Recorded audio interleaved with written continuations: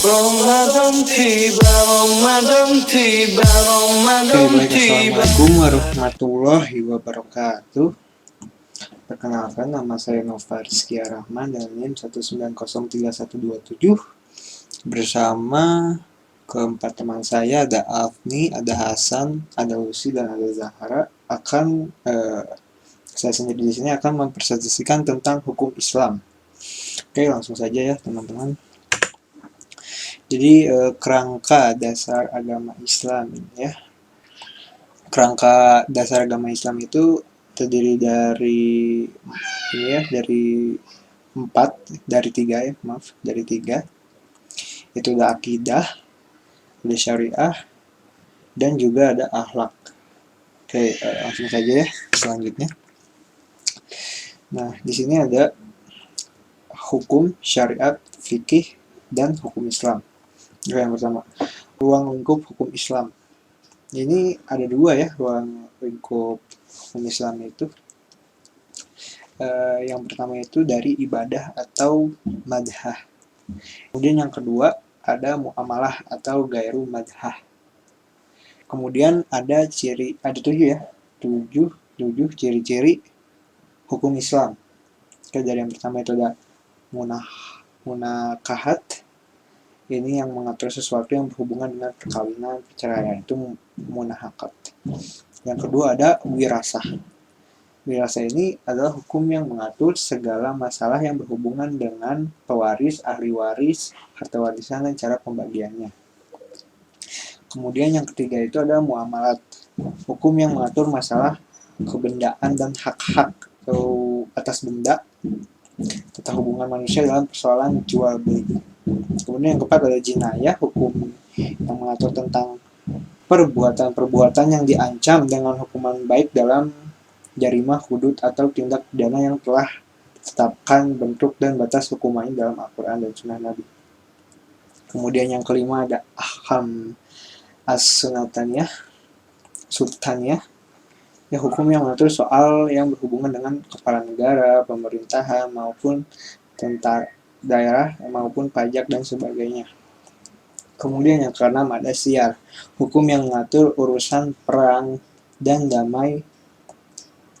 Ini tentang hubungannya dengan pemeluk agama dan negara lain gitu ya. Kemudian ada muhasamat, ini hukum yang mengatur tentang peradilan, kehakiman, dan hukum acara. Oke, kita next ya, ke selanjutnya saja. Kita masuk ke tujuan hukum Islam. Oke, baik.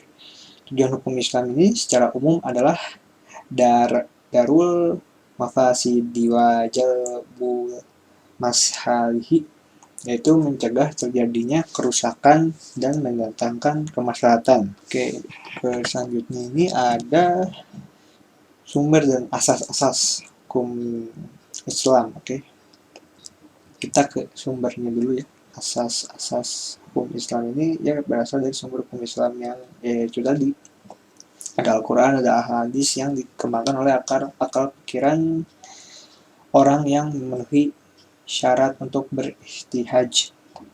Ini ada 3 ya asas-asasnya.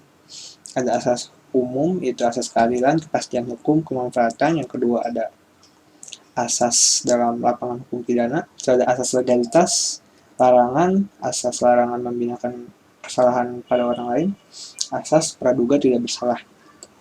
Kemudian ada asas-asas dalam lapangan hukum perdata.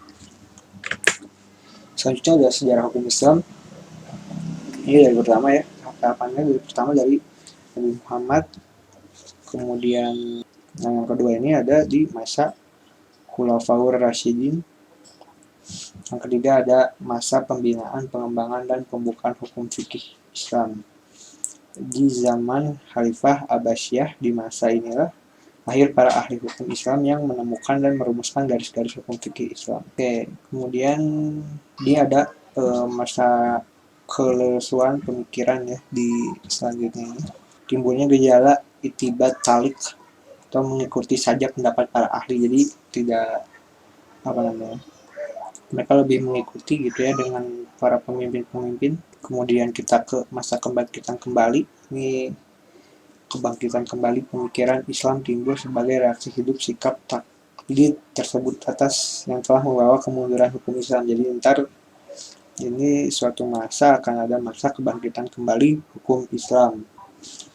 Oke, kita ke selanjutnya, hukum Islam di Indonesia. Nah, ini yang pentingnya, teman-teman. Perkembangan hukum Islam di Indonesia itu ada sebelum abad ke-20 Masehi. Memang dalam wacana Safiyah, hal ini terjadi karena proses Islamisasi di Indonesia sejak abad 12 dan 13 merupakan saat di mana perkembangan hukum Islam berada pada masa krisis dengan pemilihan pintu ijtihad sebagai titik terendahnya, gitu ya. Pasang surut pemberlakuan hukum Islam di Indonesia yang diterapkan kekuatan politik hukum yang berakar pada kekuatan sosial budaya berinteraksi dalam proses pengambilan keputusan politik baik zaman kesultanan, penjajahan Belanda maupun masa kemerdekaan.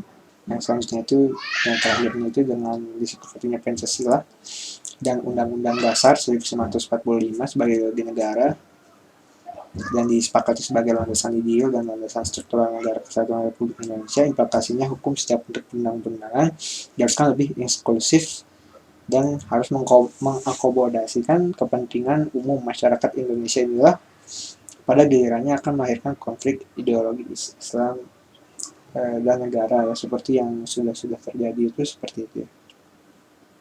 Oke, alasan filosofisnya, ajaran Islam merupakan pandangan hidup, cita moral dan cita hukum mayoritas muslim di Indonesia.